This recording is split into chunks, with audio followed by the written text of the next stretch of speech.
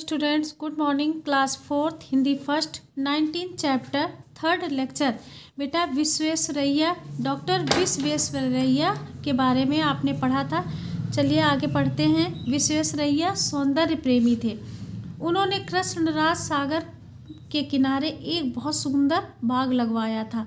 ये बाग आज वृंदावन गार्डन के नाम से जाना जाता है। यहाँ देश विदेश के हजारों पर्यटक भ्रमण करने आते हैं और ये बाग अपनी भव्यता और सुंदरता के लिए पूरे संसार में प्रसिद्ध है।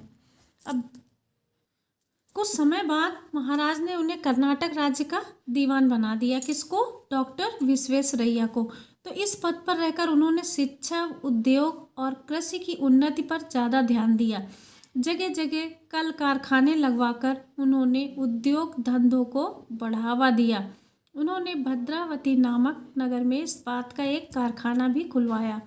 जब भारत स्वतंत्र हुआ तब विश्वेश्वरैया 85 वर्ष की आयु पार कर चुके थे, लेकिन इस आयु में भी उन्हें अपार उत्साह था। देश के नव निर्माण में उन्होंने भरपूर योगदान दिया। उन्होंने सारा जीवन देश के लिए समर्पित कर दिया। बेटा वो देश सेवा में हमेशा तत्पर रहते थे और भारत सरकार ने उन्हें इसीलिए भारत रत्न की उपाधि से सम्मानित किया। सन 1961 में उनकी जन्म शताब्दी देश भर में मनाई गई है। उनके नाम का एक डाक टिकट भी जारी किया गया था और 14 अप्रैल सन 1962 को भारत के इस महान सपूत का स्वर्गवास हो गया। उनके कार्य सदैव उनका स्मरण कराते रहेंगे। बेटा उनकी मृत्यु हो गई। तो आपने विश्वेश्वरैया के बारे में पढ़ा इस चैप्टर में। वो कितने महान थे और वो एक इंजीनियर पद पर उन्होंने भारत के लिए बहुत कुछ किया। हमने इस चैप्टर में पढ़ा। बेटा आपका ये लेक्चर यहीं तक। आप लोग अपना होमवर्क नोट कीजिए। होमवर्क में बेटा आपको ये रिक्त स्थान की पूर्ति ये आपको अपनी बुक में ही फिल करना है। डॉक्टर विश्वेश्वरैया एक महान इंजीनियर थे और विश्वेश्वरैया बेंगलोर के सेंट्रल कॉलेज में पढ़ने गए थे। विश्वेश्वरैया ने सिंधु नदी पर सक्खर बांध बनाया था।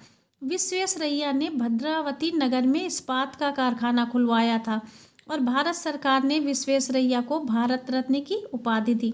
अब आपका बेटा ये चैप्टर फिनिश हुआ।